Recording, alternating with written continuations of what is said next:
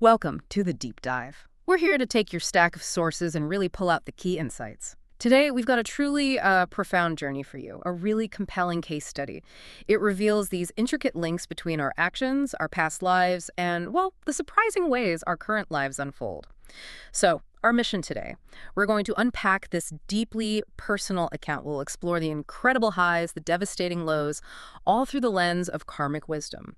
We're looking at how things that seem totally unrelated childhood struggles, huge financial success, massive failures, how they can all be tied to threads from past lives, and crucially, how a change in perspective can just dramatically alter everything. It really is compelling. This narrative gives such a profound look at karma, not as some abstract idea, right, but Right. as this tangible force shaping destiny. Mhm. You'll hear about specific actions and their, well, often surprising results.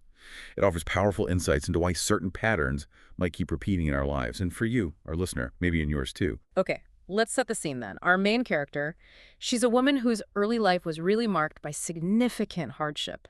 I mean, imagine this. You're a child, and your own paternal grandmother just flat out refuses to accept your mother, won't have her in the family. And the reasons were social status differences and the fact that her mother already had a child? Exactly. Then picture this. She's just a kid, struggling, hauling water. And she sees her father, a high-ranking police officer, mind you, drive past comfortably. He just looks at her, nods, keeps going. That image, that experience, it fuels this deep anger in her and this really powerful vow. One day I will be rich. Wow. That's quite an image. That feeling of rejection, the father's indifference. Yeah. It's heartbreaking. And that early rejection, that vow, they are absolutely crucial starting points for understanding her whole life story. From that broader karmic view, it just immediately highlights how these deep emotional responses, especially from childhood, they become these driving forces. They shape major life choices. That internal declaration born from so much pain, it's at a really powerful intention. And it worked, didn't it? For a while, anyway. This determination led to a huge rise. She starts a company, real estate, and makes a fortune, tens of millions. But then, 1998, the economic crisis hits. Her business just collapses. Completely wipes out. Totally. Leaves her with tens of millions in debt. Constant court appearances for bounce checks. She even faced a brief, traumatic 3-hour imprisonment. And the sources add more personal detail here, too. It wasn't just financial. Her first child was a daughter. Then she had a son with the same man who apparently didn't want the child. Oh, wow. Yeah, even tried to hire someone to harm the baby. She had to endure all this because she desperately needed work to raise the kids alone. Their father gave zero support. So that dramatic swing, accumulating tens of millions, then buried under tens of millions in debt, it's such a powerful illustration of these extreme reversals. It really hints at some underlying pattern, doesn't it? Something beyond just business ups and downs. And what's really striking, during that first period of huge wealth, before any spiritual path, the sources say she wasn't doing much merit-making. Right, performing wholesome actions with good intentions. Exactly. And the absence of that, at that stage, it feels like a pretty significant clue to the instability that followed. Okay, so she's hit rock bottom, financial ruin, despair. But then a new path starts to open up. And unexpectedly, it's guided by her eldest daughter. Her daughter starts training at Wat for Dhammakaya. And this was during a time when the temple itself was under intense media scrutiny, right? Yes, a challenging time for them. So the mother, naturally concerned, wanting to see for herself, she decides to visit the temple. There, she meets a monk who happens to be a friend of her daughter's. And slowly, gradually, she finds faith. She starts going regularly, sees real positive changes in her daughter. And she even encourages, well, maybe insists is the word, her son and adopted daughter go too. Threatening to cut ties if they didn't, the sources say. Apparently so, yes. But from that point, things start to turn around. Her family's happiness, their finances, they steadily improve. Eventually, she rebuilds her business, regains her wealth. She famously said, if she'd been through poverty and debt before, she wasn't afraid to start again, even from less than zero. And this is where that concept of Kalyanamit, spiritual friends or mentors, becomes so central.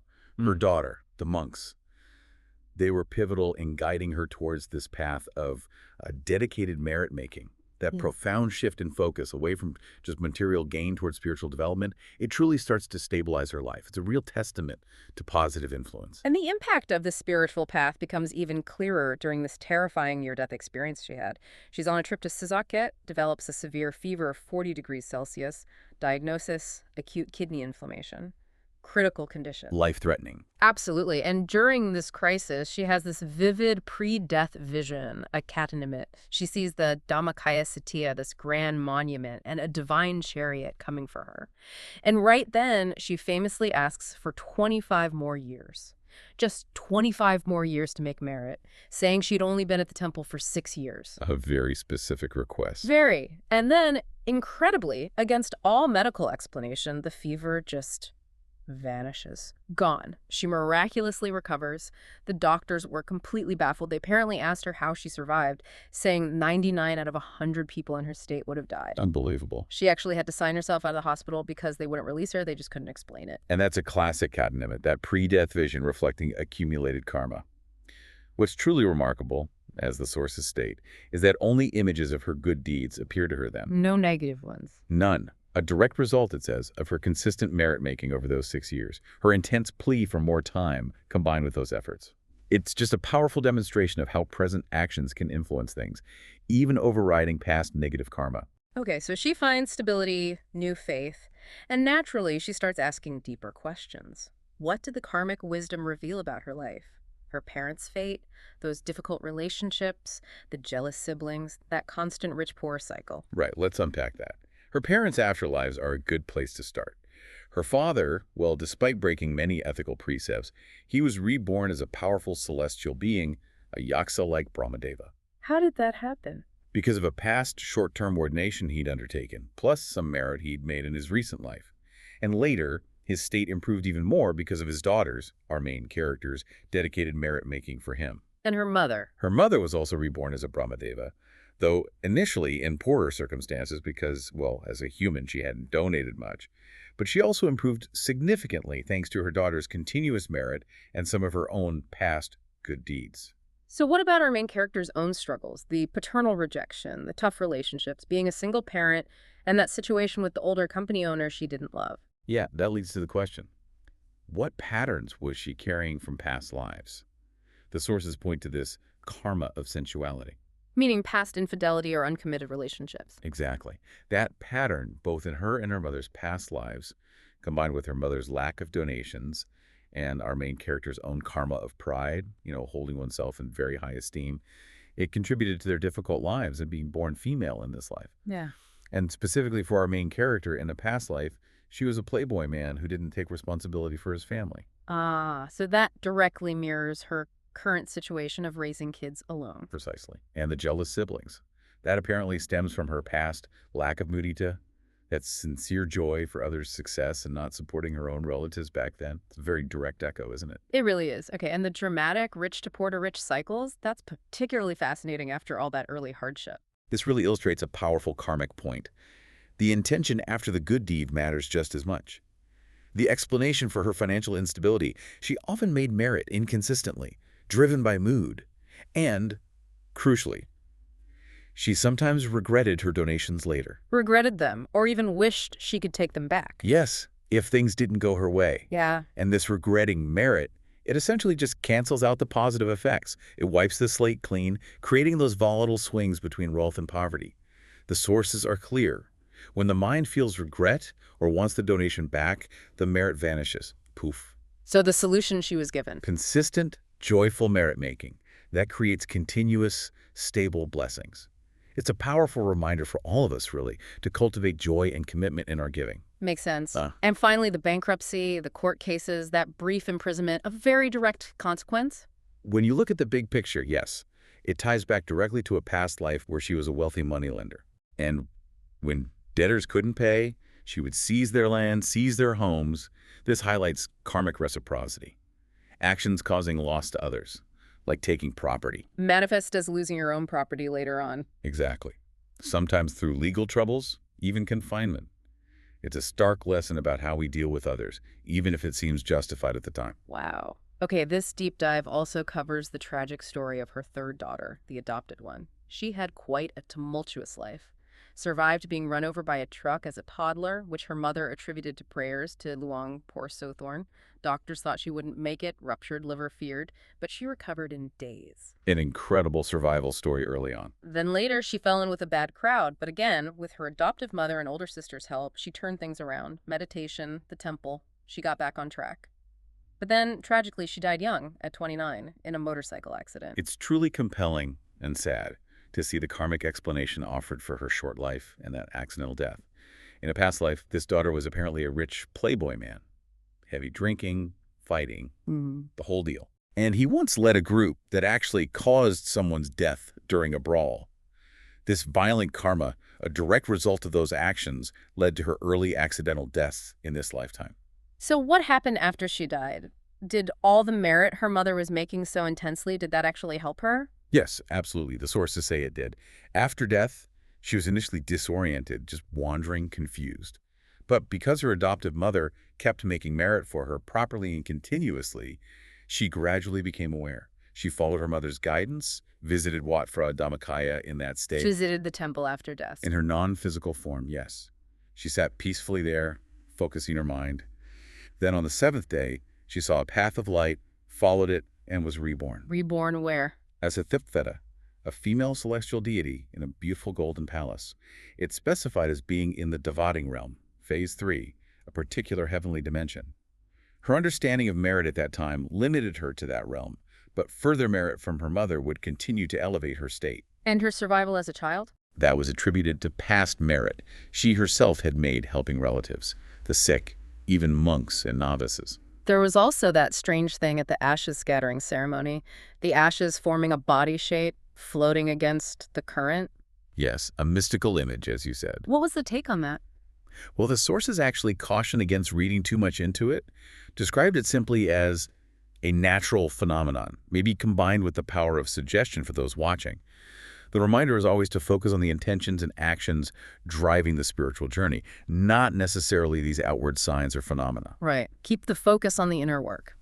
Now, this next connection about her bond with the monks, this really deepens the understanding of how these karmic threads work across lifetimes. Our main character felt this incredibly strong connection, almost like they were family, to two specific monks, her daughter's friend and her son's teacher. She even fostered them like her own kids. A very powerful bond. And she noticed something else. She, her biological children, and her adopted daughter, they all shared this common experience, a lack of paternal care in their lives. It's really striking. And the explanation is that this deep bond with the monks, it's not accidental at all. In past lives, both of these monks were Kalyanamit to her son, and her daughter, those spiritual guides we talked about. So that established connection explains the familiarity, the closeness she felt now. Exactly. Like a spiritual family reunion across lifetimes. And the shared experience, lacking a father figure for her and all the children? Well, from that broader karmic view, it's explained by similar karma of sensuality among them all. Remember those past patterns of uncommitted relationships. Right. Our main character apparently accumulated the most of this karma, and that pattern often leads to this lack of consistent paternal care. But crucially, the sources are very clear. They did not commit this karma together in a past life. It was individual actions leading to similar results. Got it. And the discussion also mentioned that both she and her eldest daughter were born female, specifically because of their own karma of sensuality from past lives when they were playboy men. Yes. What's particularly insightful about our main character's own spiritual journey, in a past life, before finding the temple, she was apparently quite stingy. Didn't make much merit at all. Really? After seeing how important merit became later. Indeed. And it was these same two monks, acting as Kalyanamit back then, who originally introduced her to the temple in that past life. Initially, even then, she was prone to irritation, sometimes regretted donations. But over time, with their guidance, she purified her mind, committed fully, became a dedicated provision supplier for the community. Wow. And her eldest daughter? She was a close relative in that past life, too. Also helped initiate her mother into the temple and served in the same supporting role. So yes, her spiritual network really does go way, way back. So wrapping this up, what does this all mean for you, our listener? This deep dive into one woman's life, her struggles, triumphs, this intricate web of karma, it really shows that our actions, big or small, they don't just vanish. No, they echo. They manifest. They actively shape our present and our future.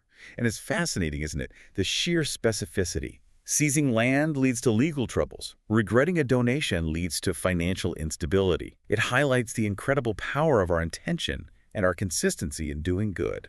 It really makes you think, every decision, every interaction, potentially weaving a future reality. This story reminds us that even when life seems chaotic or follows patterns we can't understand, there might be deeper karmic reasons. But, and this is key, it also gives us this powerful sense of agency. It shows how a real shift in mindset, a commitment to positive actions, can literally turn a life around. Absolutely, which raises an important question for you to consider. If past choices can show up so clearly in this life, how might your own current actions, your intentions, your sincerity, and the good you do, how might that be setting the stage for your future, both near term and, well, long term? Maybe take a moment to reflect on that. What seemingly small or forgotten action from your past might be subtly shaping your present right now? And what power do you hold starting today to shift that trajectory through conscious, consistent, and truly joyful intentions?